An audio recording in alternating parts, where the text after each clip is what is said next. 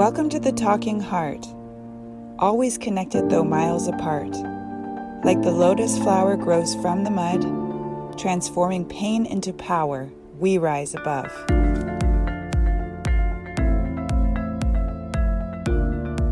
I have what doctors have labeled as generalized anxiety. I'm not really big into labels, but I do agree that I do have anxiety from time to time. I have struggled with anxiety actually most of my life. I grew up in a very volatile household that was filled with tragedy, emergencies, and drama. It was like a constant fire drill that had me on edge all the time. I was constantly afraid for my safety, and I felt uncertain about what crazy thing might happen next. I was just always waiting for the shoe to drop. I believe living in this state for so many years caused my anxiety and also caused damage to my nervous system. I got used to being in this state. I got used to being on guard and anxious.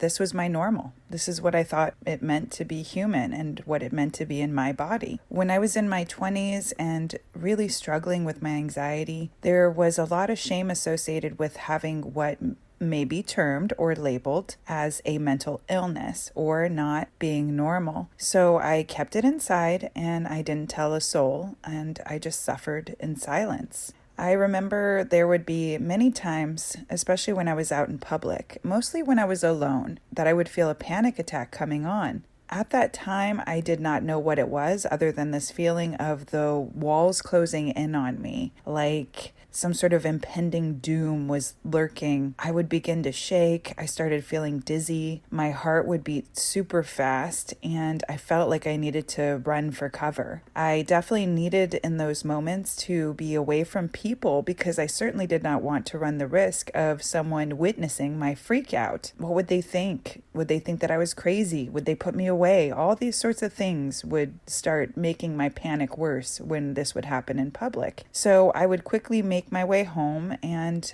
I would hide. When I went home, it was like making my way to safety where I could not have to deal with people and I could work on calming myself down. My stress and anxiety were so intense that for many years I used alcohol to self-medicate. It worked to relax me for a short time when it was fun, and then it stopped being fun, and it would often wake me up in the middle of the night with my heart pounding, in anxiety, in panic from all the sugar and the alcohol. And then after that, because there was so much sugar and the panic running through my body, I would find it hard to go back to sleep. And this would generally happen around maybe like 1 or 2 in the morning after I would pass out or something. So this had me feeling exhausted, which caused me even more stress and anxiety, especially the next day. I lived day after day this way for years, and it felt like a hell I couldn't escape. It was just the worst, dark, negative, scary feeling that was surrounding me for years. Since then, some tragic occurrences surrounding alcohol happened, but they turned out to be blessings because through God's grace, they pushed me to become sober. So I stopped running to alcohol to ease my anxiety. At first,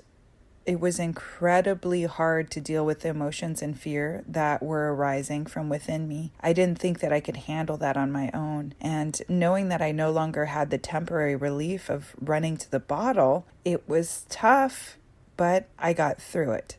It took time. It took support, it took patience, it took courage, it took faith and a sponsor and, giving it to God. It took everything, but I did it. I had to. I just couldn't live in such hell any longer. It just was consuming my life and it was so hard on my soul. Only now do I know that drinking made my anxiety 100 times worse. It just made it way worse because since I've stopped drinking, I noticed that my anxiety has gotten much better. I'd say about 80% better. I still have panic attacks from time to time, and when I feel a panic attack coming on, I recognize it.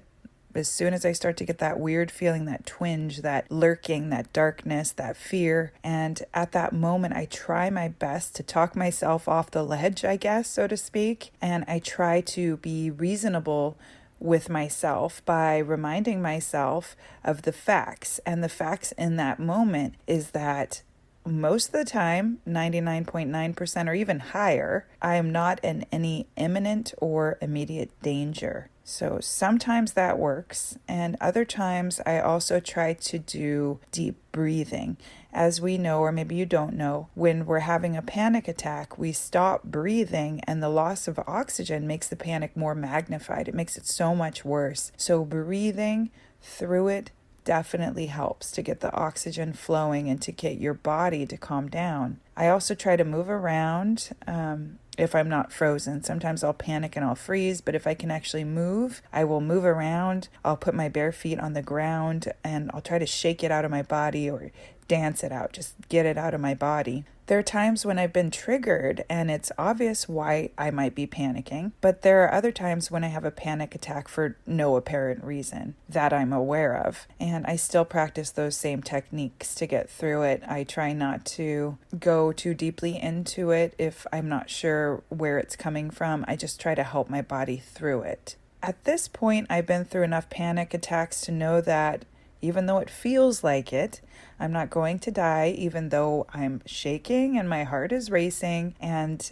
it terrifies me. I know I'm going to be okay because I've been through so many. So I know logically that everything is going to be okay. I try to spend as much time as I possibly can resting my nervous system so that I can try to repair my nervous system. I try to stay in a calm state for as long as I possibly can. I try to be aware of my triggers and face my fears if possible, or I avoid them if I feel like they're too much to handle and they're just going to throw me off the edge. I just avoid them. But I do try to face my fears as often as I possibly can to prove to myself that I can make it through this fear and this panic. I also do a lot of meditation. This really helps me. Listening to calming music and using aromatherapy helps a lot too. Self-care, aromatherapy, anything that brings you comfort can help calm the nervous system.